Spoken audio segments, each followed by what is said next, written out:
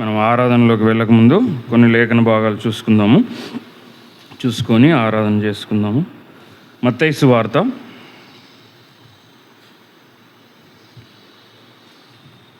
తర్వాత పుస్తకం ఏముంది? మత్తయి సువార్త తర్వాత పుస్తకం మార్కు సువార్త తీయండి. మార్కు సువార్త 2వ అధ్యాయము 1 నుంచి 12 వచనాలు ఉత్తర ప్రత్యుత్తరములుగా సంఘం అంతా లేచి నిలబడి ఉత్తర ప్రత్యుత్తరములుగా చదువుకుందాం. దయచేసి లేచి నిలబడవలసిందిగా మనవి చేస్తున్నాను. మార్కు సువార్త 2వ అధ్యాయము 1 నుంచి 12 వచనాలు. కొన్ని దినములైన పిమ్మట ఆయన మరల కపెర్నహూములోనికి వచ్చెను. నాడని వినవచ్చినప్పుడు అనేకులు కూడి వచ్చిరి గనుక వాకిటినైనను వారికి స్థలము లేకపోయిను. ఆయన వారికి వాక్యము బోధించుచుండగా కొందరు పక్షవాయువు గల ఒక మనుష్యుని 4 చేత మోయించుకొని ఆయన యొద్దకు తీసుకొని వచ్చిరి. చాలామంది కూడి ఉన్నందున వారు ఆయన యొద్దకు చేరలేక ఆయన ఉన్న చోటికి పైగా ఇంటి కప్పును విప్పి సందు చేసి పక్షగాయు గల వానిని పరుపుతోనే దింపిరి. యేసు వారి విశ్వాసము చూచి, కుమారుడా, నీ పాపములు క్షమించబడి ఉన్నవని పక్షవాయువు గల వానితో చెప్పెను. శాస్త్రులో కొందరు అక్కడ కూర్చొని ఉండిరి. వారు, ఇతడు ఇట్లెందుకు చెప్పుచున్నాడు? దేవదూషణ చేయుచున్నాడు కదా. దేవుడొక్కడే తప్ప పాపములు క్షమించగలవాడెవడని తమ హృదయంలో ఆలోచించుకొనిరి. వారు తమలో తాము ఇలాగ ఆలోచించుకునుట యేసు వెంటనే తన ఆత్మలో తెలుసుకొని, మీరిలాంటి సంగతులు మీ హృదయములలో ఎందుకు ఆలోచించుకొనుచున్నారు? ఈ పక్షవాయు గల వానితో నీ పాపములు క్షమించబడి ఉన్నవని చెప్పుట సులభమా? నీవు లేచి నీ పరుపెత్తుకొని నడుమని చెప్పుట సులభమా? అయితే పాపములు క్షమించుటకు భూమి మీద మనుష్య కుమారునికి అధికారం కలదని మీరు తెలుసుకొనవలనని వారితో చెప్పి, పక్షవాయువు గల వానిని చూచి, నీవు లేచి నీ పరుపు ఎత్తుకొని ఇంటికి పొమ్మని నీతో చెప్పుచున్నానెను. అందరం కలిసి తక్షణమే వాడు లేచి పరుపెత్తుకొని వారందరి ఎదుట నడిచిపోయెను గనుక వారందరూ విభ్రాంతి నొంది, మనం ఇలాంటి కార్యములను ఎన్నడూ చూడలేదని చెప్పుకొనుచు దేవునిని మహిమపరిచిరి. ప్రభు సహాయం నిమిత్తం ప్రార్థన చేసుకుందాం. ప్రతి ఒక్కరూ మోకరించారు. మహాపరిశుద్ధుడ, ప్రేమ కలిగిన తండ్రి, కృపగల దేవానికి స్తోత్రములు నాయన. స్తుతులకు కారణభూతుడవు, స్తోత్రార్హుడవు, పూజార్హుడవు, పూజకు నాయన అయ్యా తండ్రి నాయన అర్హుడవు ప్రభా. నాలాంటి ప్రభా నాయన పాపుల యొక్క మొరలు నాయన ఆలకించేవాడవు, స్తుతులపైన ఆసీనుడిపై ఉన్న దేవుడవు నాయన. నీకు వందనాలు, స్తోత్రాలు ప్రభా. వాతావరణం ఎలా ఉన్నప్పటికీ నీ మహాకృపను బట్టి నువ్వు ప్రేమించిన, నువ్వు ఆకర్షించుకున్న నీ ఏర్పాటులో, నీ చిత్తంలో ఉన్న బిడ్డల్ని నాయన నువ్వు తీసుకొచ్చావు నాయన ప్రభా. ఈ యొక్క సమయాన్ని మాకు దీవెనకరంగా, ఆశీర్వదకరంగా మారుస్తున్నందుకే నీకు స్తోత్రాలు. సంఘముగా, సమాజంగా కూడమన్నావు నాయన. పరిశుద్ధులుగా ప్రార్థన చేయవారితో కూడా నీతిని, ప్రేమను, విశ్వాసమును, సమాధానమును వెంటాడమన్నావు నాయన. అది నీ మందిరంలోనే దొరుకుతుంది కనుక నాయన నీ సమాజముగా మేము కూడి ఉన్నాం. మమ్మల్ని అందరినీ కనికరించండి నాయన. ఇప్పుడు ఆరాధన వాక్యంలోకి వెళ్తుండగా బలహీనుడను, నిష్ప్రయోజకుడును నీ శిలువ చాటును నన్ను మరుగుపరిచి, నీ రక్తంలో నన్ను ప్రోక్షించి, పాపినైన నన్ను క్షమించి, నేను బలహీనుడను, నీ బలాన్ని నాకు దయచేసి నీ కృపతో నన్ను నింపి నాయన మాకు కావలసిన నీ యొక్క ఆరాధన వర్తమానం మాకు అనుగ్రహించమని, లేఖన భాగాల్లో ఉన్న సత్యాన్ని సర్వసత్యంలోనికి మమ్మల్ని నడిపించి అర్థవంతముగా మరింత ఆత్మీయంగా నేను ఆరాధించే కృప దయచేయమని, ప్రతి విధమైన చీకటి క్రియలను, అపవాది క్రియలను లయపరచమని, ఆదరించేంతవరకు తోడుగా ఉండి మీరే మహిమ, ఘనత, ప్రభావాలు పొందుకోమని యేసు పరిశుద్ధ నామమున ప్రార్థించి స్తుతించి వేడుచున్నాము తండ్రి. ఆమేన్. మరొక మారు ప్రభు పేరిట మీ అందరికీ వందనాలు. మీ పక్కవారికి కూడా వందనాలు చెప్పండి. ఇంకొక మాట కూడా చెప్పాలి. మీ పక్కన ఎవరైతే ఉన్నారో వారికి ఒక మాట చెప్పాలి. నాకంటే మీరే గొప్ప అని చెప్పండి.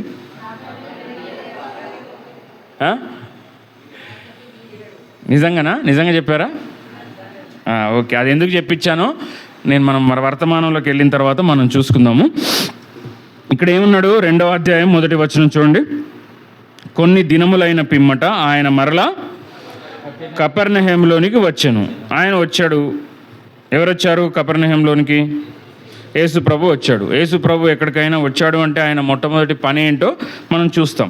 ఆయన ఇంట ఉన్నాడని వినవచ్చినప్పుడు అనేకులు కూడి వచ్చిరి గనుక వాకిటనైనను వారికి స్థలము లేకపోయాను. మరి వాకిట స్థలం లేదు, కిక్కిరిసి ఉన్నారు. ఆయన ఏం చేస్తున్నాడు? ఆయన వారికి వాక్యము బోధించుచుండగా. యేసుక్రీస్తు ఈ లోకంలో 33.5 సంవత్సరాలు జీవించినప్పుడు ఆయన అనేకమైన అద్భుత కార్యాలు, ఆశ్చర్య కార్యాలు జరిగించాడు. కానీ జరిగించే ముందు ఆయన చేసిన ముఖ్యమైన పని ఏంటి? వాక్యాన్ని బోధించడం, రాజ్య సువార్తను బోధించడం. ఒకడు ఈ లోకం విడిచినప్పుడు పాపంలో నరకానికి వెళ్తాడు కాబట్టి ఆ నరకానికి వెళ్ళకుండా పరలోక రాజ్య మర్మాలని ఆయన బోధించాడు. మారు మనసు గురించి బోధించాడు, నరకం గురించి బోధించాడు, పరలోకం ఉందని బోధించాడు. ఎవరు నరకానికి వెళ్ళొద్దనే ప్రేమతో ఆయన దిగివచ్చి ఏం చేశాడు? అక్కడ వాక్యము బోధించాడు. మరి ఇప్పుడు మనం ఎక్కడన్నా ఏదన్నా ఒక కూడికకు కానీ దేనికన్నా వెళ్తే మనకు ఎక్కువ ఏముంటాయి? అక్కడ అలిసిపోయేంత వరకు పాటలు ఉంటాయి. కరెక్ట్గా వాక్యం చెప్పేటప్పటికి ఏమొస్తుంది? నిద్ర వస్తుంది. అంటే ఆ చేసే ఆరాధన వాక్యము చెప్పడానికి, వాక్యం వినడానికి దున్నిన పొలంలాగా సిద్ధపరిచే విధంగా పాటలు ఉండాలా? వారు నిలబడి అలసిపోయి చప్పట్లు కొట్టి ఇక వాక్యం చెప్పి ఫ్యాన్ వేయగానే ఏమొస్తుంది? నిద్ర వస్తుంది. అంటే సమతూకంలో నా మందిరము సమస్త జనులకు పాటలు పాడే మందిరమా? ఓన్లీ వాక్యం మాత్రం విని వెళ్ళిపోయే మందిరమా? ఏమనుంది? నా మందిరము సమస్త జనులకు ప్రార్థనా మందిరం. మరి ఇప్పుడు ఏ ఆరాధనలో అయినా ఎక్కడైనా ఈ 3 బ్యాలెన్స్లో ఉండాలి. 1 గంట పాటలు, 1 గంట వర్తమానం, 5 నిమిషాలు వీలైతే 1 మినిట్ ప్రేయర్. వాళ్ళ ఇంటికాడ ప్రేయర్ చేసుకోరు. ఇక్కడ ప్రేయర్కు స్థానము ఉండదు. మరి వాళ్ళు ఎక్కడ చేయాలి ప్రార్థన? ఆ విన్న వాక్యం అంతా వారి హృదయంలో దిగాలి, ఫలించాలి అంటే వారికి ప్రార్థన ఎక్కడ ఉండాలి? మందిరంలోనే 5 నిమిషాలు ప్రార్థన చేయని వాడు ఇంటికి వెళ్ళి చేస్తాడా గంటలు? అంటే ఇది ఇంక్లూడింగ్ నాతో కలిపి చెప్తున్నా. ఏముండాలి? సమపాలల్లో ఉండాలి. అంతా పెరుగన్నం వేసుకొని తినం కదా, బాగాలేనప్పుడే తింటాం. ఇడ్లీ కానీ పెరుగన్నం కానీ ఎప్పుడు తింటాం? శరీరంలో బాగాలేనప్పుడు తింటాం. ఇడ్లీ ఆరోగ్యానికి మంచిదైనా. కాబట్టి మందిరంలోకి వచ్చినప్పుడు ఇవి 3 సమతూకంలో ఉండాలి. ఇప్పుడు యేసుప్రభు వారు కపెర్నహూములోకి రాగానే ఏం చేస్తున్నాడు? ఎవరెవరైతే అస్వస్థతగా ఉన్నారో వారందరూ లైన్ కట్టుండి అన్నాడా? వాక్యము బోధించాడు. అంటే మొట్టమొదట వాళ్ళకి కావాల్సింది ఏంటి?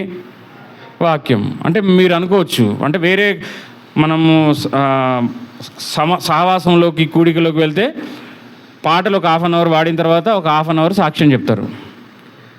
తర్వాత సంఘ పెద్దను ఎవరో వచ్చి ఒక 1/2 అవర్ ప్రకటనలు చెప్తాడు. ఈమె ఇంత ఇచ్చింది, ఈమె ఆ పొడుగు ఇచ్చింది, ఈ పొడుగు ఇచ్చింది, మేము ఇవన్నీ చేసామని చెప్తారు. ఆయన ఒక 1/2 అవర్ తినేస్తాడు. కొన్ని చోట్ల అయితే వాక్యానికి సమయం ఉండదు. స్పీకర్ని పిలుస్తారు, మీరు షార్ట్గా 2 నిమిషాల్లో చెప్పేసి దిగిపోండి అని అంటాడు. ఇప్పుడు ఆయన ఎంతో భారంతో ఆ వాక్యాన్ని చెప్పాలని ఎంతో సిద్ధపడి వస్తాడు. ఆయనకు ఆ స్థలం ఉందా? నిజంగా ఆత్మీయంగా ఉండే వ్యక్తి, దేవుణ్ణి ప్రేమించే వ్యక్తి ఇంకోసారి అక్కడికి పిలిస్తే వెళ్తాడా? ఎందుకంటే వారికి దేవుని భయం లేదు, వాక్యం అంటే విలువ లేదు. వారికి కావాల్సిందంత ఏంది? పాటలు, పైన షోపుటప్పులు కావాలి. అస్సలైన వాక్యము దేవుడు నాతో ఏం మాట్లాడతాడో వాళ్ళకి అవసరం లేదు. మరి ఇక్కడ కూడా ఏమున్నారంట? ఆయన వాక్యము బోధించుచుండగా కొందరు పక్షవాయువు గల ఒక మనుషుని 4 చేత మోయించుకొని ఆయన యొద్దకు తీసుకొని వచ్చిరి. ఈడ జనాలంతా నిండిపోయి గుమిగూడు ఉన్నారు. ఆయన ఏమో బోధిస్తున్నాడు. ఇసుకేస్తే రాలనంత పరిస్థితి ఉంది. అప్పుడు ఏం చేశారంట? పక్షవాయువు గల ఒక వ్యక్తిని ఎంతమంది తీసుకొచ్చారంట? 4 తీసుకొచ్చారంట. 4వ వచనం, చాలామంది కూడి ఉన్నందున వారి యొద్దకు చేరలేక ఆయన ఉన్న చోటికి పైగా ఇంటి కప్పు విప్పి సందు చేసి పక్షవాయువు గలవాన్ని పరుపుతోనే దింపిరి. ఇక్కడ గమనించాల్సిన పాఠము, మీరు చాలాసార్లు ఈ వాక్యం వినే ఉంటారు. ఆ పక్షవాయువు గలవాన్ని తీసుకురావడానికి ఎంతమంది కావాలి? ఒక్కడు తక్కువైనా అతను రాగలడా? రాలేడు. ఎందుకంటే పక్షవాయువు అనేది ప్రాణం ఉంటుంది కానీ ఏమీ చేయలేడు, నడవలేడు, ధారాళంగా మాట్లాడలేడు, తాను వ్యక్తిగతంగా వేరే వాళ్ళ అసిస్టెన్స్ తీసుకొని ఏమీ చేయలేడు. అంటే పడుకునున్న జీవోత్సవం లాగా. మీరు ఎప్పుడైనా చూసే ఉంటారు, సెరిబ్రల్ స్ట్రోక్ వచ్చిన వాళ్ళకి, బ్రెయిన్ స్ట్రోక్ వచ్చిన వాళ్ళకి కాళ్ళు చేతులు పడిపోతాయి, స్పైనల్ నర్వ్స్ ఉంటాయి కాబట్టి వారికి యూరిన్ వచ్చేది, మోషన్ వచ్చేది కూడా తెలియదు. ఆహారం తింటూ ఉంటే, వాళ్ళు మాట్లాడుతుంటే నోట్లో నుంచి లాలాజలం సైడ్ నుంచి తెలియకుండానే కారిపోద్ది, మూతి వంకర పోద్ది.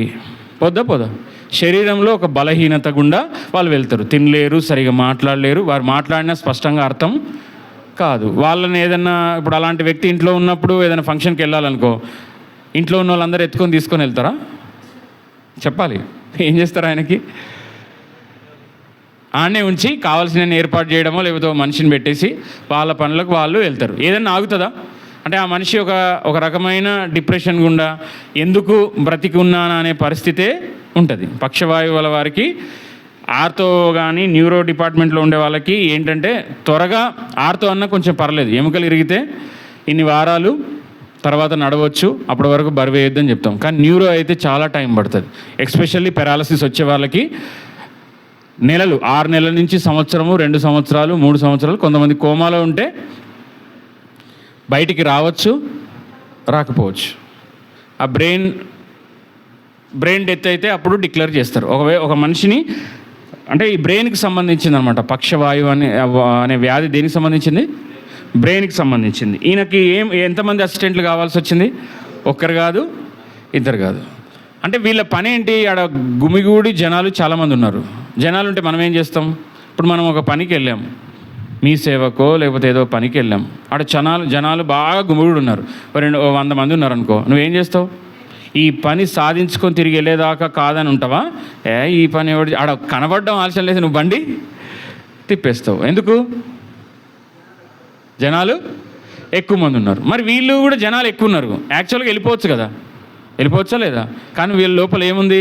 విశ్వాసం ఉంది, అన్నిటికంటే మించిన పట్టుదల ఉంది. ఈ వ్యక్తి బాగుపడాలి, బాగుపరిచే వ్యక్తి దగ్గరికి, బాగు చేసే ఆయన సన్నిధికి మేము తీసుకెళ్లాలని దృఢ నిశ్చయంతో వాళ్ళు ఉన్నారు. మరి ఒక ఆత్మ దేవుని దగ్గరికి రావాలంటే 4 కావాల్సి వచ్చారు. ఎంతమంది కావాల్సి వచ్చారు? 4 కావాల్సి వచ్చారు. మరి నువ్వు ఉంటున్న డ్యూటీ దగ్గర, నువ్వు ఉంటున్న ఇంటి పక్కన కానీ ఎక్కడ కానీ, అంతకుముందు ఇక్కడ మందిరానికి వచ్చి ఇప్పుడు రాకుండా సేవకుడి మీదో, మందిరం మీదో, లేకపోతే దేవుడి మీదో, వారికి ఉన్న సమస్యల బట్టి పరిస్థితుల మీదో అలిగి రాకుండా, మందిరానికి రాకుండా ఇంటికాడే ఉన్న వాళ్ళు ఉన్నారు. నీకు అది తెలుసు. వారితో ముఖపరిచయం ఉంది, అన్నీ ఉన్నాయి. మరి వారిని నీవు తీసుకొచ్చే భారం కానీ పట్టుదల కానీ నీకుందా? నేను అడిగింది అర్థం కాలేదా? అంటే ఒకప్పుడు మందిరానికి వచ్చి ఇప్పుడు చల్లారిపోయి లోకంలో ఉన్నవారు, మందిరానికి రాకుండా ఉన్నవాళ్ళు నీకు తెలుసు. వారిని తీసుకొచ్చే భారం కానీ బాధ్యత కానీ నీ పట్ల నా పట్ల ఉందా లేదా? ఉంది. మరి మనం అలా చేస్తున్నామా? మళ్ళీ ఏం చేయాలి? నీ గిన్నె నిండి పొంగి పొరలాలి. ఎవరో ఒకరు పోస్తే కదా, నువ్వు తీసుకురావు. మందిరం మాత్రం నిండి పొంగి పొరలాలి. వీలైతే బయట టెంట్ కూడా వేసే అంత దేవుడు దీవించాలని ప్రార్థన చేయమంటే చేస్తావు, మైకి ఇరిగిపోయేదాకా. కానీ నువ్వు తీసుకొస్తావు ఎవరినన్నా? నీకు తెలిసిన వాళ్ళని బాగా లేకుండా రాకుండా అలిగి దేవుని మీద అలిగో ఏదో ఒకటి. చాలామంది దైవ సేవకులు, కొంతమంది నాకు తెలుసు, ఆత్మలు రాకపోతే అంట యవ్వనస్తులైనా చిన్నపిల్లలైనా వాళ్ళు కాళ్ళు పట్టుకొని తీసుకొచ్చిన వాళ్ళు ఉన్నారు. నాకు ఆ మాట చెప్పినప్పుడు గుండె కరిగిపోయింది. ఎందుకు ఆ సేవకుడికి అంత తగ్గింపుతో ఆయన కాళ్ళు పట్టుకొని తీసుకురావు? నువ్వు నశించిపోవడం ఇష్టం లేక, ఆ భారాన్ని బట్టి వారు అంత పెద్ద వ్యక్తి, ఆ దైవ సేవకులు, నువ్వు రావడం నాకు ఇష్టమని ఆ కాళ్ళు పట్టుకుంటే ఎంత కఠినాత్ముడైనా కానీ ఏం చేయాల్సి వస్తుంది? కరిగి రావాల్సి వస్తుంది. ఇప్పుడు నువ్వు నొచ్చుకొని బాధపడతావేమో, కానీ తర్వాత ఆ సేవకుడే లేకపోతే, ఆ దేవుని ప్రేమే నన్ను బలవంతం చేయకపోతే నేను లోకంలో నశించి పోయేవాడిని. ఆ దేవుడే ఆ సేవకుడి ద్వారా, ఆ దాసుడి ద్వారా నన్ను బతిమాలి. నువ్వు లోకంలో నశించిపోతే ఆ సేవకుడికి ఏంటి? నీకు వచ్చిన వారిని, అందుకే అంటాడు ప్రభు, అంటాడు ఎప్పుడైనా సరే ఎవరికైనా, నువ్వు ఆకర్షించితే కానీ ఎవరు నా యొద్దకు రారు. దేవుని చిత్తంలో, దేవుని ప్రణాళికలో ఉన్నవారే ఉంటారు ఎక్కడైనా సరే. మనకంతా గురువులు అవసరం లేదు. కానీ ఆ యొక్క మంచి గింజలు కూడా కావాలన్నా ఉన్నాయంట. ఈ 4 బాధ్యత ఉందా లేదా? ఉంది. కాబట్టి ఏం చేశారు? 4 మోసుకొని ఇంటి పైకప్పు తీసొచ్చారు. పోనీ ఇంటి పైకప్పు తీసొచ్చారు. ఇక్కడ జనాలంతా గుమ్ముగుడి ఉన్నారు. ఇంటి పైకప్పు తీశారు. ఇంటి పైకప్పు తీస్తే ఏం లేకుండా, మట్టి దుమ్ము పడకుండా అంతా క్లోజ్గా పారానామిక్ సన్ రూఫ్ డోర్ తెరిచినట్టు ఇట్లా తెరుచుకుంటుందా పైన? ఎవరి మీద పడుతుంది? అక్కడ లోపల ఎవరున్నారు? ప్రభు మీద పడుతుందా పడదా? పడుతుంది. అక్కడ ఉన్న వాళ్ళందరి మీద దుమ్ము పడుతుందా పడదా? మనకు దుమ్ము పడితే ఏమనిపిస్తాం? ఇంకొంచెం వెయ్యి అంటామా? అరే సేవకులు కానీ లేకపోతే ఎవరన్నా కానీ ఉట్టిగా పక్కన టచ్ అయ్యి మీద పడితేనే దూరంగా ఉండు అంటాం. ఎందుకు మీద పడుతున్నావు అని అంటామా? మరి అలాంటిది ఆయన ప్రభు మీద ఏం పడుతుంది? ఇక్కడ ఇంటి పైకప్పు విప్పితే? ఇంటి యజమాని పరిస్థితి వేరు, ఆయన పర్మిషన్ తీసుకున్నారా లేదా ఇక్కడ లేదు, కానీ వారికైతే ఒక విశ్వాసము ఉంది. ఎలాగైనా ప్రభు సన్నిధికి తీసుకెళ్ళాలి, వీడిని బాగుపరిచి, మాతో అవ్వదు, వీడు ఇలాగే ఉంటే ఇలాగే ఉంటాడు కాబట్టి మా బాధ్యతగా తీసుకున్నారు. బాధ్యత తీసుకొని ఎక్కడికి తీసుకొచ్చారు? ప్రభు సన్నిధికి తీసుకొచ్చారు. తీసుకొచ్చినప్పుడు అంత ఈజీ అయిందా? ఇంటి పైకప్పు ఒక మనిషిని ఎత్తుకొని పైకి ఎక్కడం అంత ఈజీయా? అప్పటిలాగే స్టెప్స్ అవన్నీ ఉంటాయా? టెక్నాలజీ, ఇంజనీరింగ్ టెక్నాలజీస్ ఉన్నాయా? యూదులు అప్పటి కాలంలో ఉన్న గృహాలు డిఫరెంట్గా ఉంటాయి. వాళ్ళు రాతితో కట్టుకుంటారు గట్టిగా. మరి అంత పైకి వెళ్ళారు, ఆ పరుపుతోనే నలుగురు తీసుకొని పైకి వెళ్ళారు. పైకి వెళ్తే ఆ ఇంటి పైకప్పు దిగగానే ఏం పడింది? దుమ్ము ధూళి పడింది. పడితే మరి యేసుప్రభు ఏం చేశారు? కోపడ్డారా? ఏమన్నారు చూడండి, మార్కు సువార్త 2వ అధ్యాయం 5వ వచనం. అందరూ చదవాలి. యేసు వారి విశ్వాసము చూచి, కుమారుడా, నీ పాపములు క్షమించబడి ఉన్నావని పక్షవాయువు గల వానితో చెప్పాను. యాక్చువల్గా ఏమనాలి? పక్షవాయువు గలవాడా, ఓ రోగి, కరెక్ట్గానే వచ్చినవు అనాలి. అనాలా లేదా? కానీ ప్రభు ఎలా సంబోధిస్తున్నాడు? మరి అదే ఎందుకో ఏమో నాకు అన్నీ ఇలాంటి టాపిక్లే వస్తాయి. కుమార్తె, అమ్మ, కుమారుడా అంటే దేవుడు సంబోధించే విధానం. అంత బాధలో కృంగుదలలో ఉన్న ఆ వ్యక్తిని ఎంత మంచిగా అంటున్నాడు? కుమారుడా. ఏమంటున్నాడు? నీ పాపములు క్షమించబడి ఉన్నావని పక్షవాయువుల వానితో చెప్పాను. యాక్చువల్గా ప్రభువు దగ్గరికి వాళ్ళు తీసుకొచ్చింది దేనికోసము చెప్పాలి గట్టిగా? వారికి ఏం కావాలి? ఆ వ్యక్తికి ఏం కావాలి? వారికి ఏం కావాలి? వారి దృష్టిలో ఆయనకు కూడా ఏం కావాలి? బాగుపడాలి. పరుపు మీదే నేను పడుకొని ఉన్నాను జీవోత్సవంలాగా, నా ఇంటికి కానీ సొసైటీకి కానీ ఎవరికి ఉపయోగం లేని నిష్ప్రయోజకమైన వ్యక్తిగా ఉన్నాను నేను, అంతే కదా? ఒక యవ్వన ప్రాయంలో 25 సంవత్సరాల వ్యక్తి యాక్సిడెంట్ అయ్యి బెడ్ మీద పడుకున్నాడు. చేతికి అంది వచ్చిన కొడుకు ఆ కుటుంబానికి అండగా, పోషణ పరంగా, అన్ని పరంగా నిలబడాల్సిన వ్యక్తి పడి ఉన్నాడు అనుకోండి, ఆ తల్లిదండ్రులు సంతోషిస్తారా? ఎంత బాధ, ఎంత వేదన, ఎంత కష్టం ఉంటుంది. ఈయన పరిస్థితి కూడా అంతే కదా. కానీ ఇక్కడ తల్లిదండ్రులు తీసుకొచ్చినట్టుందా? ఎవరు తీసుకొచ్చారు? ఆత్మల పట్ల భారము, దేవుని పట్ల విశ్వాసము, తోటి సహోదరులు నశించి కృంగిపోయి ఉంటే వారి పట్ల బాధ్యత కలిగిన ఒక 4 వ్యక్తులు తీసుకొచ్చారు. అంటే సంఘంలో చాలామంది ఉంటారు, పదవులు తీసుకోవడానికి పోటీ పడేవారు ఉంటారు, పేరు కోసం పనిచేసే వాళ్ళు చాలామంది ఉంటారు. కానీ కనబడ్డా కనబడకపోయినా అంటారు కదా, నూకలు వడ్లు ఎవరు దంచితే ఏముంది, అవి బియ్యం అయితే చాలు. వారికి అది కాదు. ఆ వడ్లు దంచిన వాళ్ళ పేరు వేస్తే కానీ దంచరు వాళ్ళు. ఏం కావాలి వాళ్ళకి? పేరు కావాలి. కానీ నేను చేసే పని దేవుడికి తెలిస్తే చాలు, ప్రజలకు తెలిసినా తెలియకపోయినా ప్రభువుకు తెలిస్తే చాలని దాగి ఉండి చేసేవాళ్ళు ఎంతమంది? ఇప్పుడు ఆ 4 ఏం చేశారు? తీసుకొని వచ్చారు. తీసుకొస్తే ఎవరి విశ్వాసం చూశారు? ఇక్కడ క్లియర్గా చెప్పబడింది లేఖన భాగం.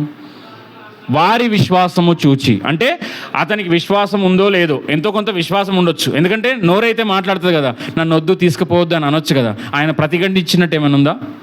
ఏంది నా మీద లేనిపోయిన ఎక్స్పెరిమెంట్లు చేస్తున్నారు, పైకి ఎక్కుతున్నారు, ఇప్పటికే పైనుంచి కింది దాకా ఏం పని చేయదు అంటే ఉన్న ప్రాణాన్ని కూడా తీసేయడానికి మీరు 4 కంకణం కట్టుకున్నారా అని అనొచ్చు కదా. అన్నాడా?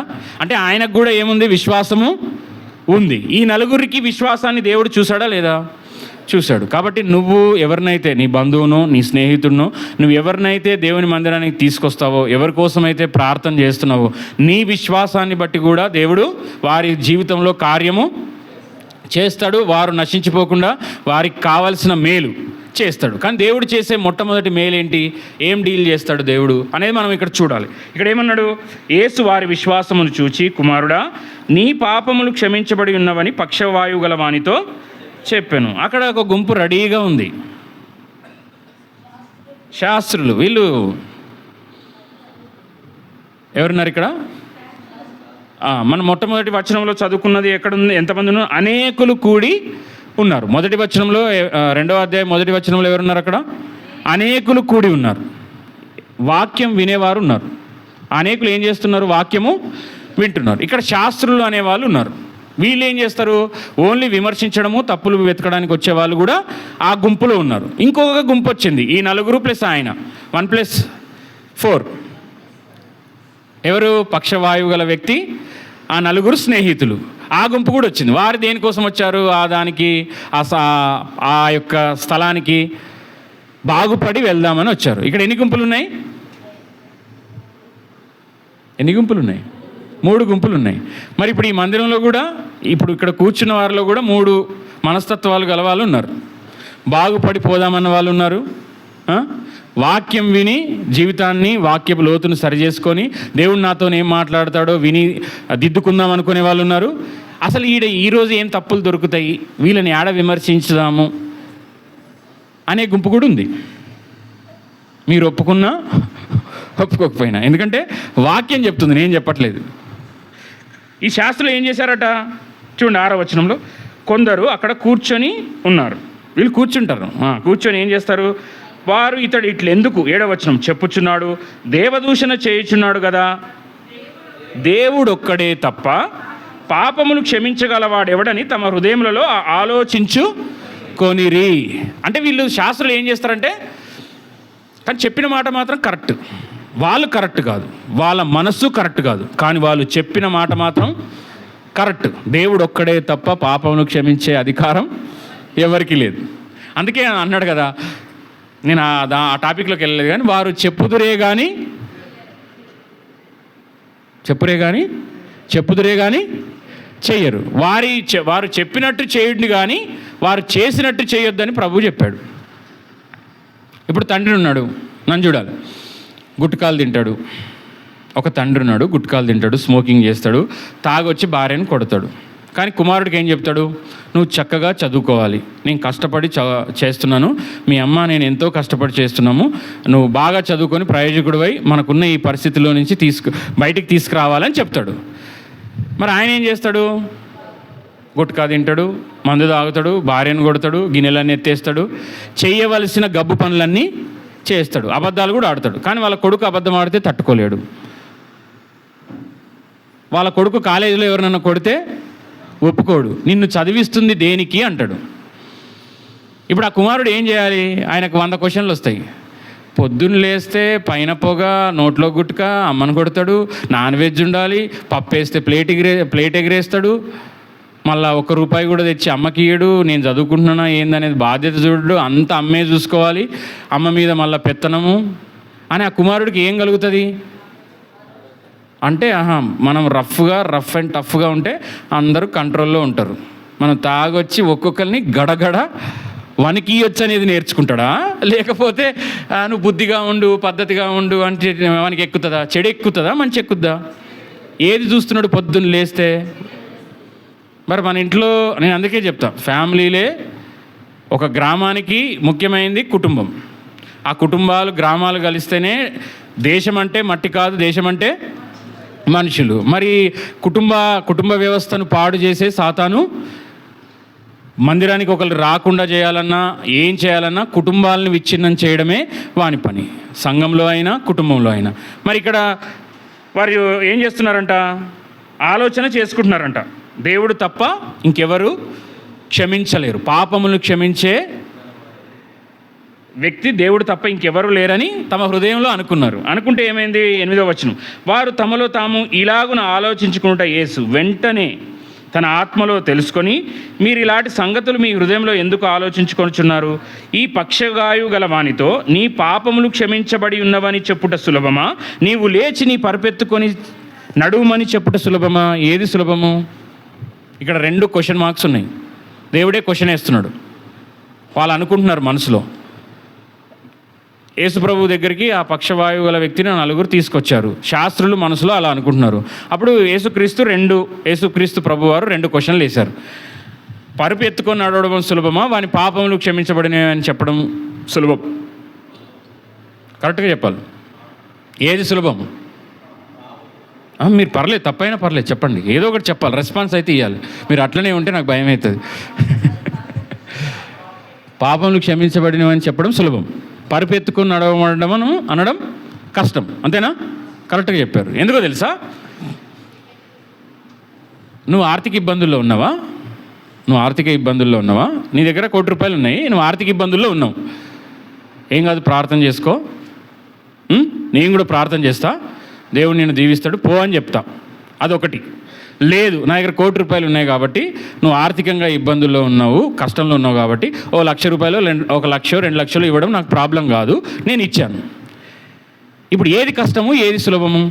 ఏం కాదు, ప్రార్థన చేసుకో, దేవుడు తన ఐశ్వర్యం చొప్పున నిన్ను దీవిస్తాడు, నీ పిండి పిసుకు తొట్టే తగ్గదు, నూనె తగ్గదు అని చెప్పి ఆయన మీద ప్రార్థన చేసి ఏమి ఇవ్వకుండా పంపించడం సులభమా, లేకపోతే డబ్బులు ఇవ్వడం కష్టమా? ఏది కష్టమో ఏది సులభం చెప్పాలి. ఇప్పుడు ప్రేయర్ చేసి ఉట్టిగా మాటలు చెప్పి పంపించేయడం సులభం, డబ్బులు ఇవ్వడం, ఆయన కోసం వెల చెల్లించడం, నీలో ఉన్నది, నీ సమయాన్ని, నీ ధనాన్ని, నీకున్నది నష్టపరచుకోవడం, అంటే నీకు కష్టమైనా కానీ ఇవ్వడం, వెల ఇవ్వడం, ఆయన కష్టాన్ని చూసి. ఏది కష్టం? డబ్బు ఇవ్వడమే కదా, అవునా కదా? ఇక్కడ కూడా యేసుప్రభు వారు చెప్పొచ్చు, నీ పాపాలు క్షమించబడినవి ఉన్నవని ఒక మాట. మరి ఆ ఒక్క మాటతో ముగించాడా?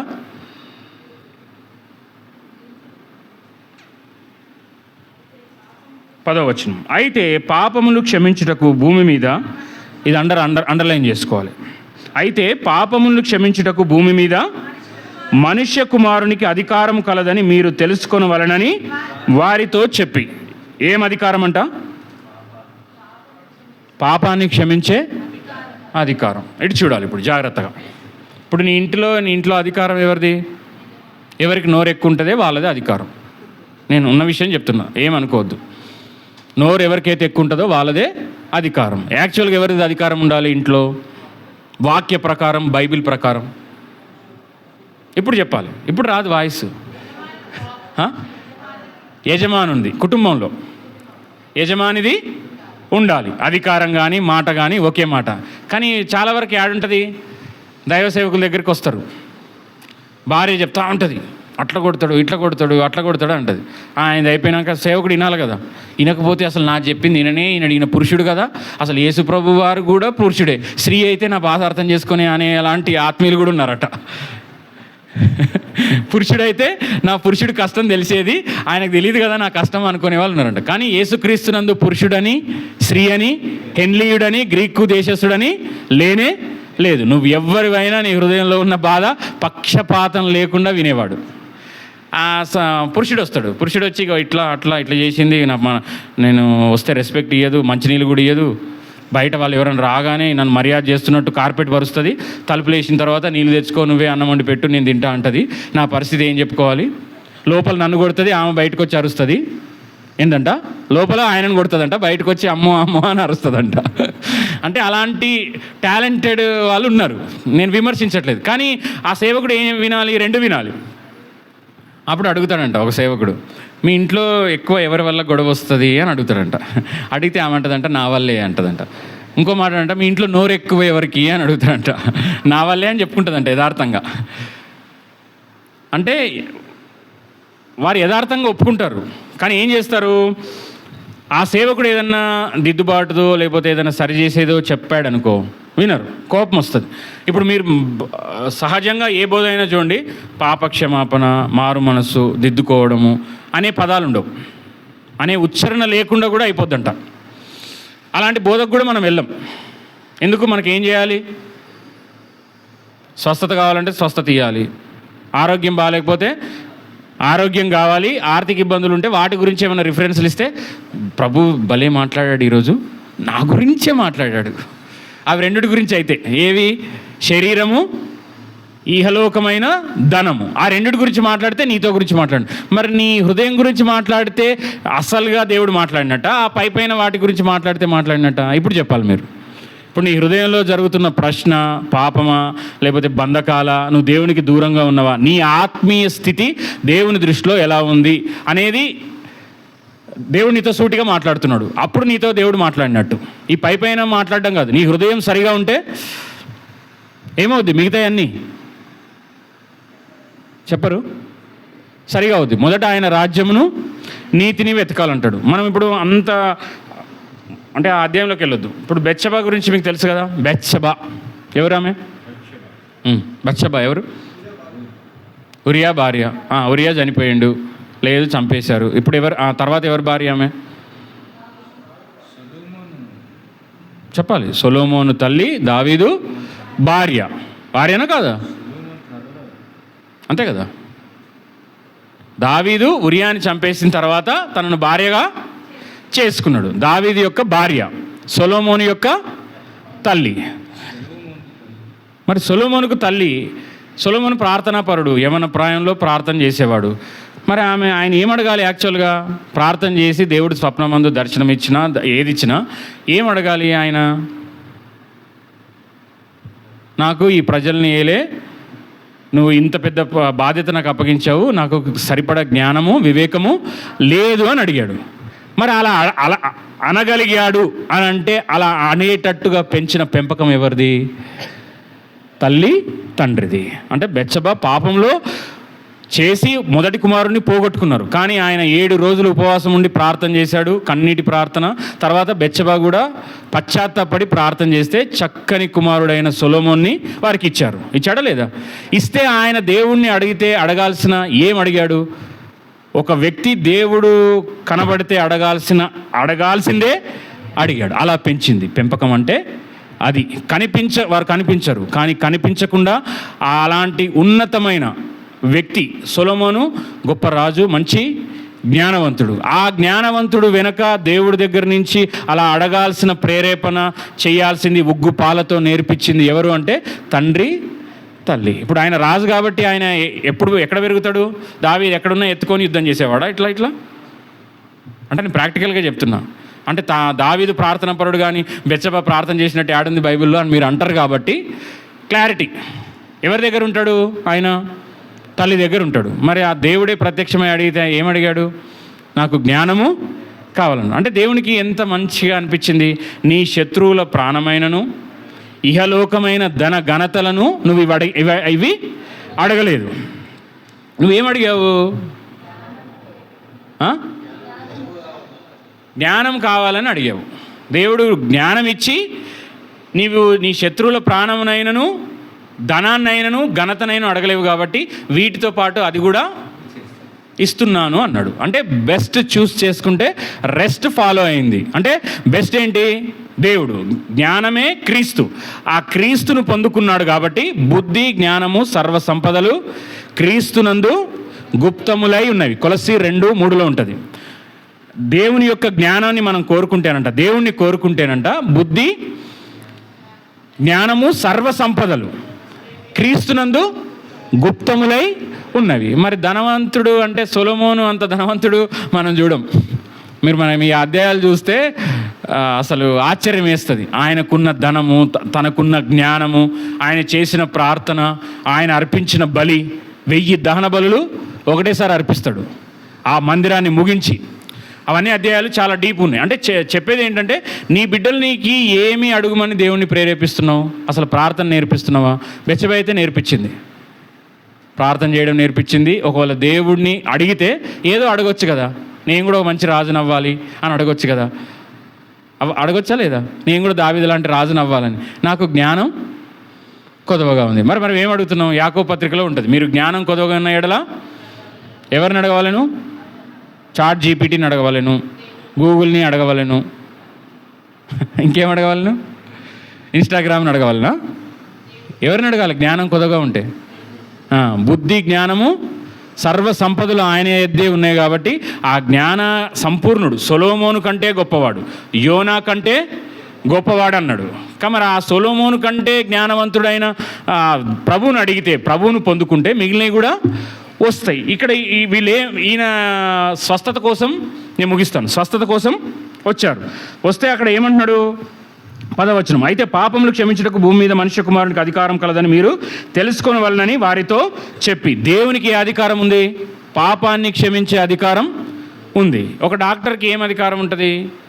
ఆ హాస్పిటల్ మీదనే అధికారం ఉంటుంది, అవునా కదా? మళ్ళీ ఆయన శరీరం మీద ఉండదు. ఒక ఎమ్మెల్యేనో, ఒక డీజీపీనో, ఒక ప్రధానమంత్రో ఆ దేశం మీద ఏముంటుంది? అధికారం ఉంటుంది. పాపములు క్షమించే అధికారం ఉండగలుగుతుందా? నీకు కావాలంటే ఒక ఫ్లాటు, నీకు ఒక కిడ్నీ బాగాలేకపోతే కిడ్నీ ట్రాన్స్ప్లాంటేషన్ చేయించగలడు ఒక ఎమ్మెల్యే అయితే. పేరు కోసమో, డబ్బు కోసమో, ఓట్లు పడడానికి కోసం చేయగలుగుతాడు. మరి నీ పాపములు క్షమించి నేను పరలోకం తీసుకెళ్లే అధికారము ఈ భూమి మీద ఎవరికైనా ఉందా? కన్ఫామ్ కదా? లేదు కదా? మరి ప్రభువే చెప్తున్నాడు, మనుష్య కుమారునికి పాపములు క్షమించే అధికారము ఉంది. మరి ఉంటే ఏమంటున్నాడు? పక్షవాయువు గలవానిని చూచి 11వ వచనం, నీవు లేచి నీ పరిపెత్తుకొని ఇంటికి పొమ్మని నీతో చెప్పుచున్నాను అనేను. ఇక్కడ గమనించాలి, మొట్టమొదటి ఏమన్నాడు? పాపములు క్షమించడానికి మనుష్య కుమారునికి అధికారము కలదు. కుమారుడా నీ పరిపెత్తుకొని ఏమన్నాడు?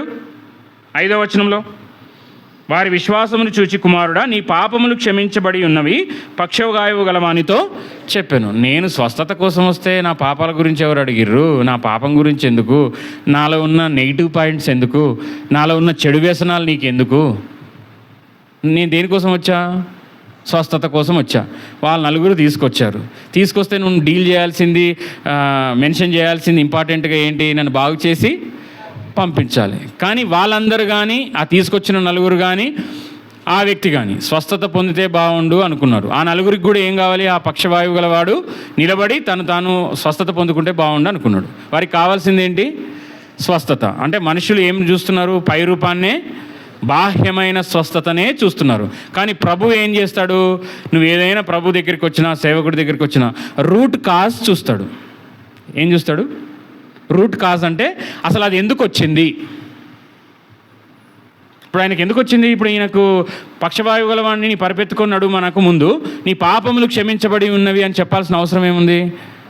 పాపము పోతేనే ఆ పాపం వలన వచ్చిన జీతము మరణము, మరణానికి ముందు ఉండే రోగము పోతుందని. ఒకవేళ ఆ పక్షవాయువు గల వాడి వ్యక్తికి చూడండి, ఇటు చూడాలి, పక్షవాయువు గల వ్యక్తికి అలాగే ఉంది. ఆయన 90 సంవత్సరాలు జీవించాడు, 90 సంవత్సరాలు జీవించాడు, మరణించాడు. ఎక్కడికి వెళ్తాడు?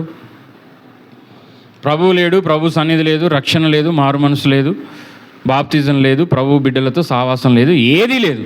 ఎక్కడికి వెళ్తాడు? కానీ 95 సంవత్సరాలు బతికాడు. చెప్పాలి కాన్ఫిడెంట్గా, నరకానికి వెళ్తాడు. అంతే కదా? కన్ఫామ్ ఆయన ఎండ్ నరకం. కానీ యేసుక్రీస్తు డీల్ చేసే విధానం ఎలా ఉంది?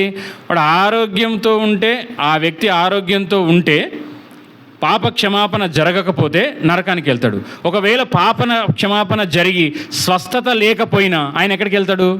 ఇప్పుడు చెప్పాలి, పరలోకం వెళ్తాడు. మరి ఆయన పరలోకం వెళ్ళడం ఉత్తమమా? ఈ 90 సంవత్సరాలు ఈ మన్నైన శరీరం మన్నైపోద్ది కాబట్టి నువ్వు 100 సంవత్సరాలు బతికి నరకానికి వెళ్ళడం ఉత్తమమా?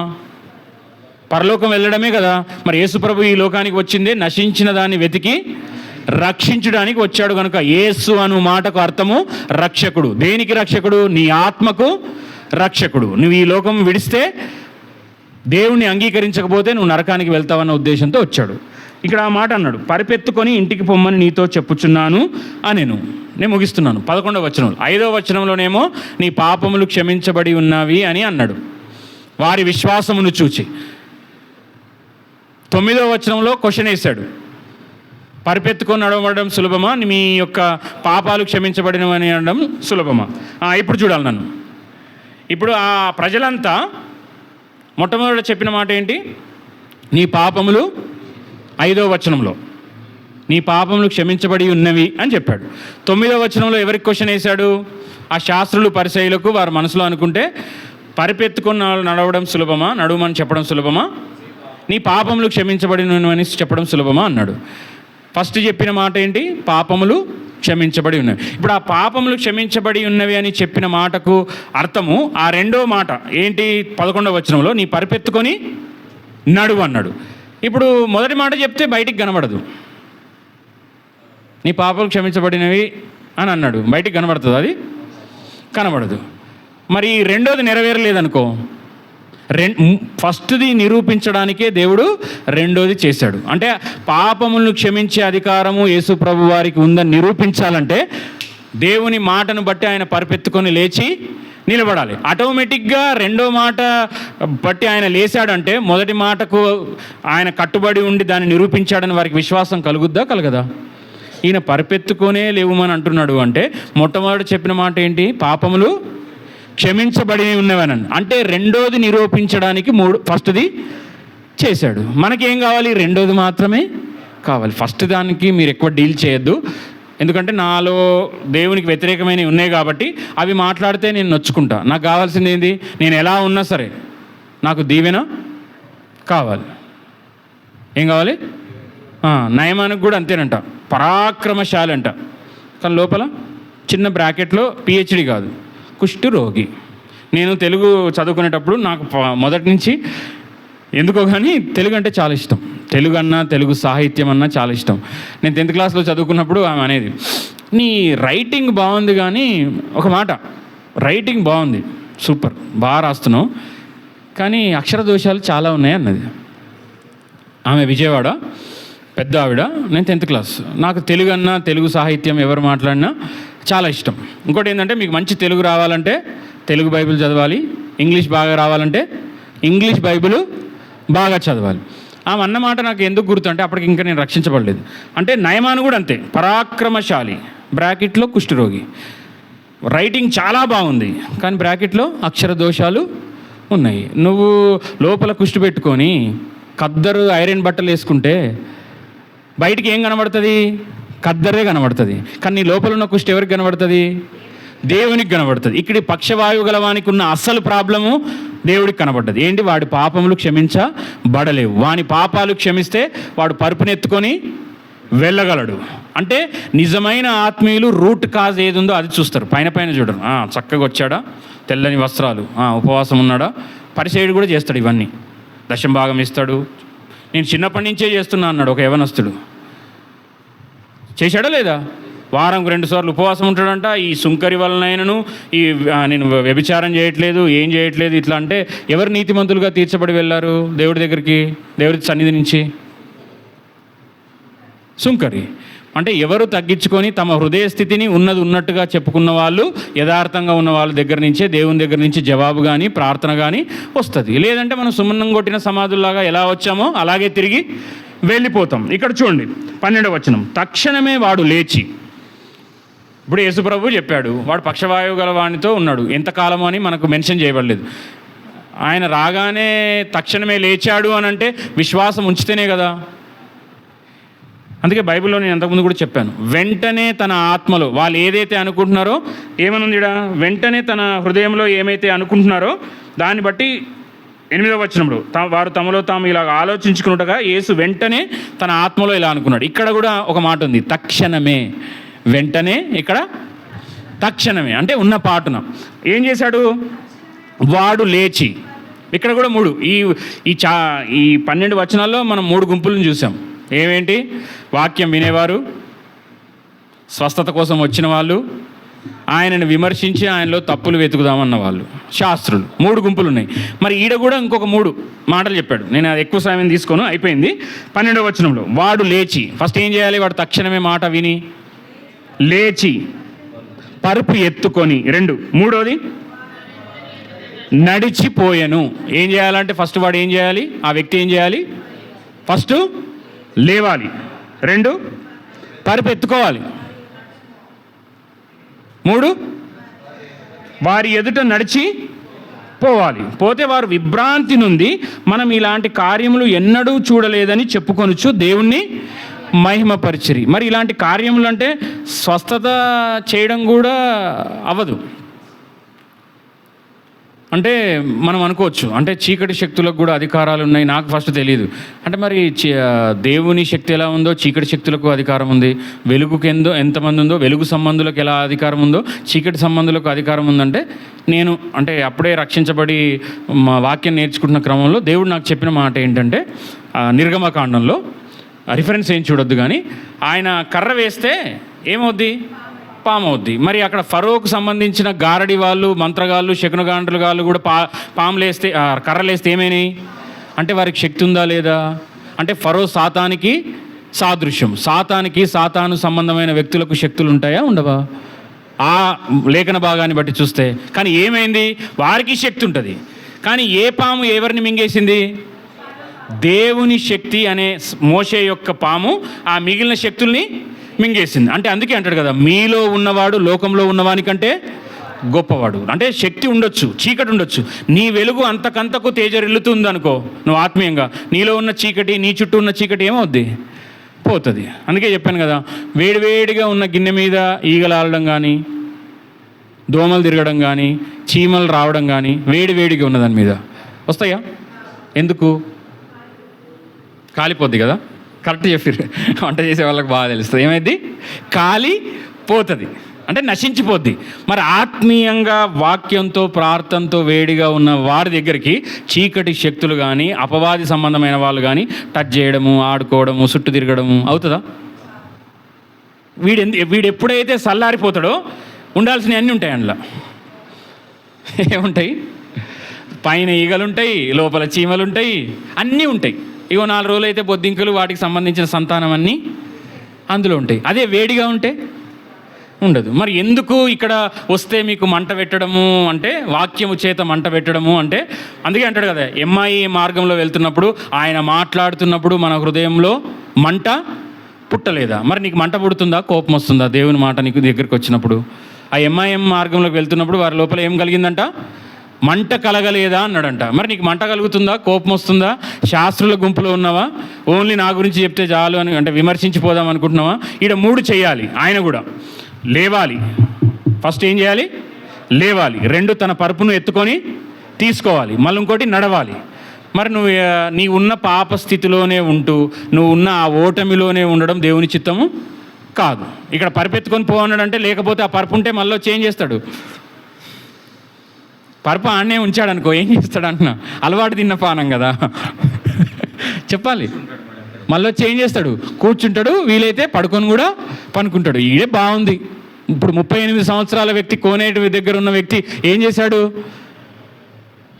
అక్కడే ఉన్నాడా లేదా? పడి ఉన్నాడు. అంటే మనం ఏ పాపానికైతే అలవాటు పడి ఉన్నామో ఆ పాప బంధకాన్ని విడిపించడానికే ప్రభు మన దగ్గరికి ఈ లోకానికి వచ్చాడు. మనుష్య కుమారునికి పాపములు క్షమించే అధికారము కలదు. ఆ పాపాన్ని ఎప్పుడైతే క్షమిస్తాడో దేవుని దగ్గర క్షమాపణ పొందుకుంటామో, ఆ పాపం వలన వచ్చిందే శాపం. నువ్వు ఆర్థిక ఇబ్బందుల్లో ఉన్నావు అంటే శాపం, దేవుని యొక్క శాపం ఏదో నిన్ను ఏలుతుంది. నువ్వు దేవునికి ఇవ్వవలసిన సమయం ఇవ్వకపోయినా, దేవునికి ఇవ్వవలసిన 10వ భాగము, దేవునికి ఇవ్వవలసిన సమయం ఏమి ఇవ్వకపోయినా అది శాపమా కాదా? నేను చెప్తున్నానా? వాక్యం చెప్తుందా? వాక్యం చెప్తుంది. నువ్వు ఇవ్వవలసింది దేవునికి ఇవ్వకుండా నీకు ఆశీర్వాదాలు కావాలంటే అది అడగడం కరెక్టా?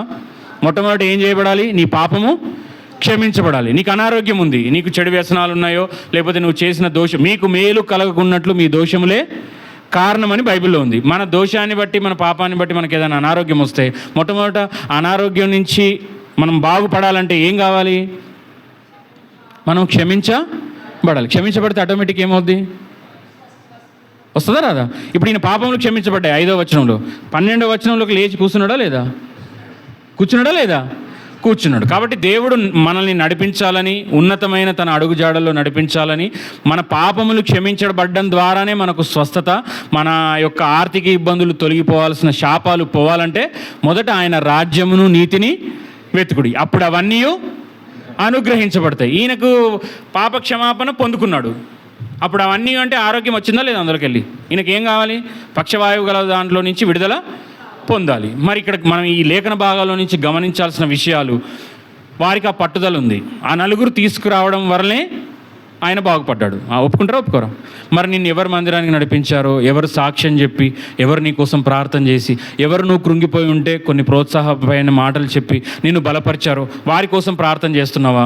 నేను వెలిగించబడ్డాను, నేను మార్పు చెందాను ఎవరో ఒకరి ప్రోత్సాహం వల్ల, ఎవరో ఒకరి ప్రోద్బలం వల్ల. మరి నేను వెన్ను తట్టి ప్రోత్సహించాలి, మందిరానికి ప్రేమతో ఆహ్వానించాలి, వారిని ఆహ్వానించే తగ్గట్టుగా నా జీవితం ఉండాలి. నేను మాదిరికరంగా జీవిస్తే వాడు నన్ను చూసి ఖచ్చితంగా మందిరానికి వస్తాడు. వారు చెప్పడమే కాదు, చేసి చూపిస్తారు. బాధల్లో ఉన్నప్పుడు పై మాటలే కాదు, అవసరం వస్తే నీ కోసం ఎంతకైనా తగ్గి సహాయం చేయడానికి సిద్ధపడతాడని ఉంది. నువ్వు ఓన్లీ మాటలే చెప్తున్నావు. మాటల భక్తి కావాలా మనకి? ఈ ఒక్క మాట చూసుకొని మనం ఆరాధనలోకి వెళ్దాం. సందర్భం వచ్చింది కాబట్టి 2 తిమోతి 3వ అధ్యాయము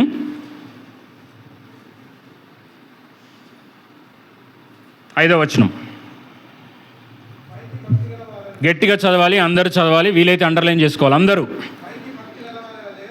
పైకి భక్తి గలవారై ఉండియు దాని శక్తిని ఆశ్రయించని వారునై యుందురు, ఇట్టి వారికి విముఖుడవై ఉండుము. చూడండి, ఇటు చూడాలి. యేసు ప్రభు స్వస్థత చేకూరుస్తాడు, కానీ అది క్రియల్లో చూపించి ఆ స్వస్థతను, దానికంటే ముందు వచనం ఒకటి ఉంటుంది చూడండి, కరెక్ట్గా దానికంటే ముందు వచనం, ద్రోహులు, మూర్ఖులు, గర్వాంధులు, ఇక్కడి నుంచి అండర్లైన్ చేసుకోవాలి. దేవుని కంటే సుఖానుభవం ఎక్కువగా ప్రేమించువారు. ఈ అంత్య దినాల్లో ఎవరుంటారంట? దేవుని కంటే సుఖాన్ని ఎక్కువగా ప్రేమిస్తారు. వారికి పేరు కావాలి. పలానా ఫంక్షన్కి వెళ్ళకపోతే మందిరంలో దేవుడు ఏమనుకున్నా పర్లేదు, నీ ఇల్లు గుల్లైపోయినా, నువ్వు ఇక్కడ వచ్చి ప్రార్థన చేయకపోతే నీ బిడ్డల్ని సాతాను ఎత్తుకుపోయి వాడుకుంటాడన్న భయము లేదు. వారికి ఏం కావాలి? సండే వస్తే ఖచ్చితంగా ఫంక్షన్కి వెళ్ళాలి, మళ్ళీ మాట వచ్చేసుద్ది. ఇక్కడ మాట వచ్చినా నీ మాటని నిన్ను సాతానుడు ఎత్తుకుపోయి నిన్ను గద్దలాగా ఎత్తుకుపోయినా కానీ భయం లేదు. వారికి ఎక్కడ మాట వచ్చుద్ది? బంధువుల దగ్గర మాట వచ్చుద్ది. వాళ్ళు బంధువులా? నీకు ఏదైనా సమస్య వస్తున్నప్పుడు ఆ బంధువుల దగ్గరికి వెళ్తావా? నిజమైన ఆత్మీయ బంధువుడైన దేవుని దగ్గరికి వస్తావా? నీ కష్టం వస్తే నీ కన్నీరు తుడిచేది ఎవరు? దేవుడు. ఆ సోయ, ఆ ధ్యాస, ఆ ఇంగితం మనకు ఉండాలి. ఎవరికి ఉండాలి? మనకు ఉండాలి. మనకు సమస్య వస్తే ఎక్కడికి పోతాం? ఎవరిని అడుగుతాం? ఆయన వైపు చూస్తాం. కొండల తట్టు నా వైపు చూస్తాం, అంటే దేవుని వైపు చూస్తాం.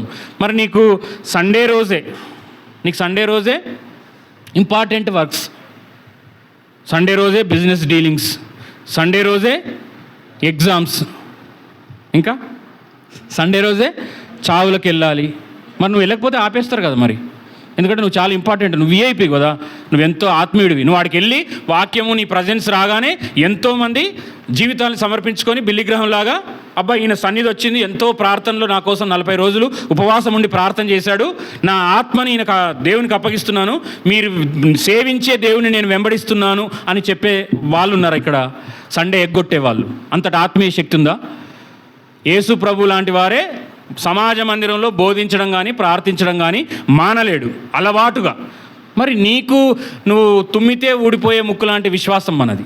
తుమ్మితే ఊడిపోయే లాంటి విశ్వాసము, అట్టి ఆత్మీయ స్థితి మనది. మనం ఎందుకు డుమ్మా కొడుతున్నాము? అంటే మనకంతా బైబిల్ అంతా వచ్చా? మనకు విశ్వాసం అంతా ఉందా? నేను పోవద్దు అన్నట్లా. నువ్వు ఫంక్షన్కి వెళ్ళు, మందిరానికి అంటే చావుకి వెళ్ళొద్దు అన్నట్లా. ఫస్ట్ దేనికి రావాలి? మొదట ఆయన రాజ్యాన్ని వెతకాలి. నువ్వు ఆయన మొదట రాజ్యాన్ని వెతకవు కాబట్టి నువ్వు అన్నిట్లో లాస్టే ఉంటావు. నీ ప్రార్థన కూడా ఇక నువ్వు ముక్కి మూలిగి ఏడ్చి అది ఎప్పటికో వింటాడు దేవుడు. ఎందుకంటే నువ్వు ఫస్ట్ చెయ్యవు ప్రార్థన.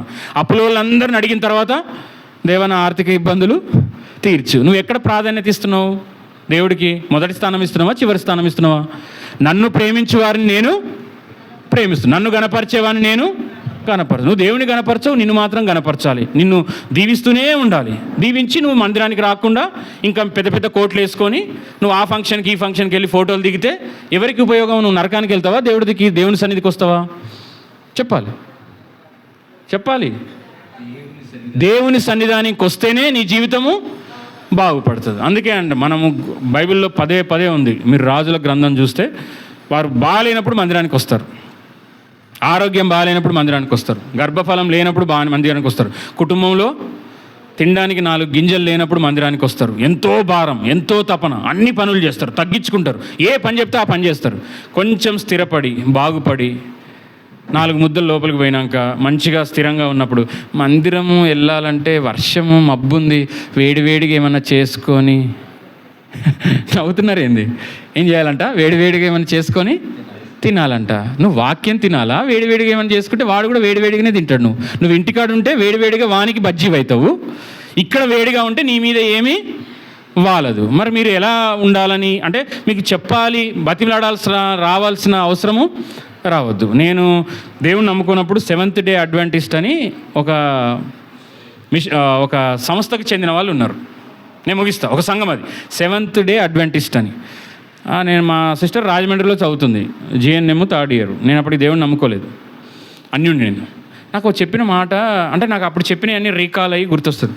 వాళ్ళు ఆ శనివారం రోజు ఎగ్జామ్ వస్తే ఎగ్జామ్ కూడా రాయరంట. ఫైనల్ ఎగ్జామ్ ఏదైనా సరే, అది నీట్ అయినా ఫైనల్ ఎగ్జామ్ అయినా రాయరట. అరే, ఒక కట్టుబాటు, ఒక క్రమం కలిగిన వ్యక్తే అంత. నాకు అదే అనిపించింది, ఎగ్జామ్ రాయరా అంటే ఇంకో సంవత్సరం వరకు వెయిట్ చేస్తారు కానీ రాయరా అంటుంది మా అక్క ఫ్రెండ్సే వాళ్ళు. ఫైనల్ ఎగ్జామ్స్ మళ్ళీ వాళ్ళు మిజోరమో లేకపోతే ఏదో అక్కడి నుంచి వచ్చి ఇక్కడ ట్రైనింగ్ చేసి రాస్తున్నారు. విశ్రాంతి దినము శనివారం పాటించే వాళ్ళు ఇప్పుడు యెహోవా సాక్షులు ఉన్నారు కొంతమంది. నేను విమర్శించను, వాళ్ళు రక్తం ఇయ్యరు. రక్తం ఏ ప్రాణం కదా, రక్తం ఇయ్యొద్దు. వాడు చచ్చిపోయినా కానీ అలాగే ఉండాలంట, కానీ రక్తం ఇయ్యొద్దట. ఏమి ఇయ్యొద్దట? రక్తం ఇయ్యొద్దట. మరి బైబిల్ అవన్నీ ఏం చెప్పట్లా. వైద్యాన్ని దేవుడు ఎంకరేజ్ చేశాడు. మరి వాళ్ళే అంత కట్టుదిట్టంగా ఎగ్జామ్ వస్తే కూడా ఫైనల్ ఎగ్జామ్ రాస్తలేరు. మరి మా ఆదివారం ఖచ్చితంగా నువ్వు భూమి మీద సజీవుడివై ఉంటే నువ్వు మందిరంలో రావాలా వద్దా? మరి ఏవో సాకులు చెప్పి ఏవో కారణాలు చెప్పి వెళ్ళిపోతున్నావంటే నీకు దేవుడు అంటే ఇష్టమా? ఇప్పుడు ఆ నలుగురికి భారం ఉంది. ఏముంది? దేవుని సన్నిధికి తీసుకొస్తే జీవితాలు బాగుపడతాయని. మరి నువ్వు బాగుపడ్డ వ్యక్తివైతే నువ్వు బాగులేని వారి కోసం తీసుకొస్తావు. నేను ఈ ఒక్క మాట చెప్పి ముగిస్తాను. అంటే ఊకే అంటున్నావు కానీ ముగిస్తలేవు అనుకోవద్దు. ఇప్పుడు హోటల్ పెట్టాను. నేనేం పెట్టాను? For example alpha hotel already ఉంది కాబట్టి ఏంటి ఒమేగా హోటల్ నాది. ఎందుకంటే కాంపిటీషన్ పెట్టొద్దు కాబట్టి, రైవల్ ఉండొద్దు కాబట్టి ఏం పెట్టాను నేను? ఒమేగా హోటల్ పెట్టా. మంచి భోజనం. ఏంటి? వెజ్జే, నాన్ వెజ్ వద్దు. ఏంటి? వెజ్ భోజనం పెట్టి నేను ఒకటే చెప్పా. నా మార్కెటింగ్ స్ట్రాటజీ ఏంటంటే, నా కష్టపడి పెట్టాను, నీతితో నిజాయితీతోటే, అక్రమంగా లేదు, ఏమీ చేయలేదు. పెట్టిన తర్వాత నేను తిన్న భోజనం చేసే వాళ్ళతో ఒక మాట అంటున్నా, జాగ్రత్త వినాలి ఈ మాట. ఏమంటున్నా అంటే, ఇటు చూడాలి నన్ను. ఆ తిన్న వ్యక్తితో ఫలానా సహోదరి వచ్చి తినిపోయింది, పేరు చెప్పనులే కానీ సహోదరి వచ్చి తినిపోతే చాలా బాగుంది, టేస్ట్ సూపర్ అన్నది. నాకు వచ్చి బాగా చేశారు, మాస్టర్ ఎవరో సూపరు, చాలా బాగుంది, ప్రైస్ కూడా రీజనబుల్లే, ప్లస్ మీ రిసీవింగ్ కానీ మీ మర్యాద మీ హాస్పిటాలిటీ చాలా బాగుంది, అంటే తీసుకోవడం కూడా ఇట్లా తెచ్చి పడేయలేదు, క్లీనింగ్నెస్ కానీ మాట్లాడడం కానీ రిసీవింగ్ కానీ భోజన పదార్థాలు కానీ పెట్టిన డబ్బుకు క్వాలిటీగా ఉన్నాయని ఒక ఆమె సాక్ష్యంలాగా పాజిటివ్గా వచ్చి చెప్పింది. సహోదరి వచ్చి చెప్తే నేనేం చేశానంటే, నీకు ఈ హోటల్ నచ్చితే 10 మందికి చెప్పు. ఎంతమందికి చెప్పాలి? ఎక్కువ మందికి కూడా చెప్పలేను నేను. ఎంతమందికి? 10 మందికి చెప్పు, ఈ హోటల్ బాగుంది. ఇది హాస్పిటల్ అయితే 10 మందికి చెప్పు ఈ హాస్పిటల్ బాగుందని. ఒకవేళ ఈ హాస్పిటల్ బాగాలేదు, నేను పెట్టిన హాస్పిటల్లో నేను పెట్టిన ఒమేగా ఏంటిది అది హోటల్లో నచ్చలేదనుకో, ఎవరికి చెప్పాలి? నాకు చెప్పు అన్నా. ఎవరికి చెప్పాలి బాగాలేకపోతే? ఎందుకు? మనం ఏం చేస్తాం బాగాలేకపోతే? వానికి తప్ప ఊరంతా చెప్తాం. బాగుంటే చెప్తామా? ఇక చెప్తాంలే, కొన్నిసార్లు ఇక తప్పదు, ఎవరన్నా అడిగితే చెప్తాం. కానీ నేను నా మార్కెట్ స్ట్రాటజీ ఏంటి? బాగుంటే 10 మందికి చెప్పు, బాగాలేకపోతే నాకు చెప్పు. మరి నువ్వు యేసుక్రీస్తు చేత సంధించబడి బాగుపడ్డావా లేదా? చెప్పండి, ఇప్పుడు చేయి చూపించాలి. నేను బాగుపడ్డాను, దేవుని నమ్ముకున్న తర్వాత నా జీవితం నా కుటుంబం బాగుపడ్డది అన్న వాళ్ళు చేయి చూపించండి. అందరూ ఓకే. మరి బాగుపడ్డ వ్యక్తి నువ్వు ఎంతమందికి చెప్పావు? ఇది హోటల్ కాదు, ఇది బిజినెస్ కాదు. మరి హోటలు హాస్పిటలే చెప్తున్నారే, మరి బాగుపడ్డ క్రీస్తు గురించి బాగుపడ్డ దేవుని సన్నిధి గురించి చెప్పాల్సిన బాధ్యత నీకు నాకు ఉందా లేదా? మరి చెప్తున్నావా? ఒక ఎల్ఐసి వాడు ఒక ఎవరైనా పట్టుకున్నాడు అనుకో, వాడు బంధువైనా అది చావైనా ఆడ శవాన్ని మోస్తున్నా కొద్ది నిమిషం నీతో మాట్లాడాలి బ్రదర్ అంటాడు. వాడు చెప్పాల్సింది చెప్పించి మనతో ఎల్ఐసి కట్టించేదాకా ఊకోడు. ఎందుకు? ఎల్ఐసి కట్టిస్తే ఏమొస్తుంది? ఆయనకి కమిషన్ వస్తుంది. మరి దేవుని దగ్గరికి నువ్వు ఆత్మల్ని తీసుకొస్తే బాగులేని వారు, అసమాధానంగా ఉన్నవారు, గురి గమ్యం లేకుండా యవ్వన ప్రాయంలో చెడు వ్యసనాలతో ఉన్నవారిని నువ్వు దేవుని సన్నిధికి, బాగు చేసే దేవుని సన్నిధికి తీసుకొస్తే వారు బాగా అవడం నీకు ఇష్టమా? ఇష్టం లేదా? మరి ఇష్టమైన వాళ్ళు తీసుకొస్తారు. ఇష్టమే కానీ చాలా కష్టం బ్రదర్.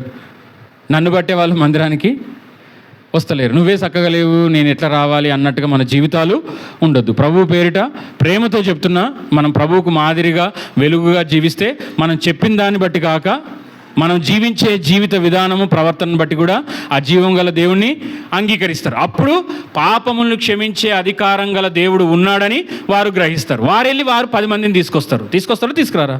మరి సంఘం అభివృద్ధి చెందట్లేదు కారణము అంటే ఉన్న విశ్వాసులు బాగుపడ్డవారు బాగు చేసే దేవుడి దగ్గరికి బాధ్యతగా తీసుకొని రావడము లేదు. ఆ 4 తీసుకొచ్చారు, వాడు బాగుపడ్డా లేదా?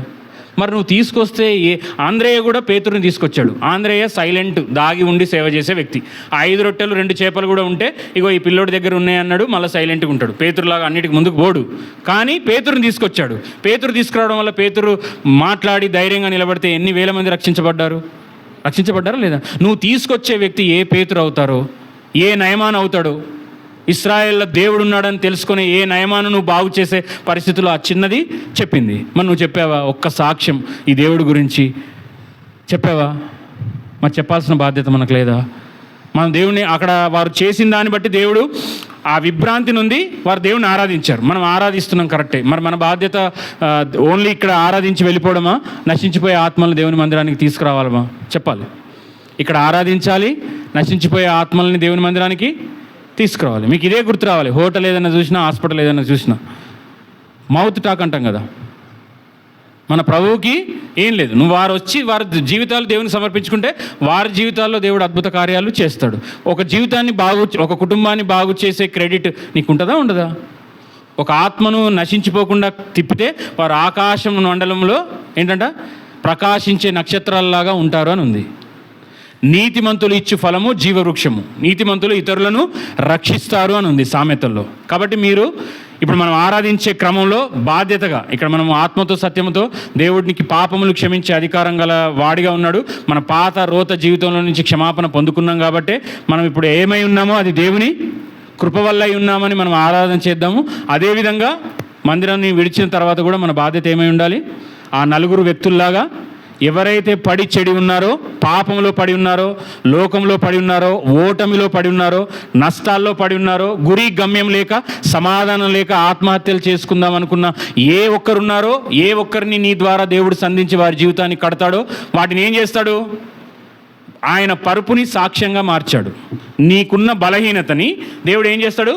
సాక్ష్యంగా మారుస్తాడు. నువ్వు తీసుకొచ్చే ఏ వ్యక్తినైనా సరే వారు నేను వచ్చినప్పుడు నా పరిస్థితి ఇది బ్రదర్ వాళ్ళు చెప్తారు ఇక్కడ ఏమని, దేవుడు నన్ను సంధించాడు, నా పాపాన్ని ఒప్పించాడు, నా జీవితాన్ని బాగు చేసుకున్నాను, ఇప్పుడు నా జీవితం బాగుపడింది, నేను నా కుటుంబము దేవుణ్ణి వెంబడిస్తున్నామని సాక్ష్యం చెప్పే రీతిగా నువ్వు చేయాలి. నువ్వు నేను దేవుని ఆత్మతో సత్యంతో ఆరాధించాలి. అదేవిధంగా బాధ్యతాయుతంగా నలుగురిని మందిరానికి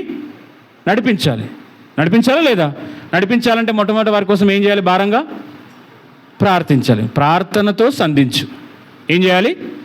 ప్రార్థన ద్వారా. నీ చెప్పిన మాట కొడుకు వినట్లేదా, భార్య మాట వినట్లేదా, ఏమనొద్దు, బాగా ప్రార్థన చేయి. ఒక మాట చెప్పి చూడు, దేవుడు కార్యం చేస్తాడు. మనం ఏం చేస్తాం? ప్రార్థన ఏం చేయకుండా ఒక హాఫ్ అన్ అవర్ మాట్లాడతాం. ఇదే సోది చెప్తావు, ఆడ మందిరంలో అంతే, ఈడ కూడా అంతేనా అని చెప్పి ఆమె ఏమంటుంది? ఎదురు తిరుగుతుందా, వింటుందా? ఎదురు తిరుగుతుంది. కాబట్టి మనం ఏమనాలి? ప్రార్థన చేసి చెప్పాలి. నడిపించే వ్యక్తి అయినా, మాట వినని వ్యక్తి అయినా ఏం చేయాలి? వారి కోసం ఆ వారం అంతా ప్రార్థన చేయి. శనివారం ప్రేమతో నేను మందిరానికి ఆహ్వానిస్తున్నాము, రండి బ్రదర్, చాలా బాగుంటుంది, రండి సిస్టర్, కుటుంబంతో రండి, దేవుడు మీతో మాట్లాడతాడు, దేవుని మాట నీకు వస్తుంది, మీ హృదయ స్థితి ఏంటో దేవుడు ఎరిగి మీకు కావాల్సింది చేస్తాడు, మీకున్న సమస్తాన్ని బాగు చేస్తాడని చెప్పాలి.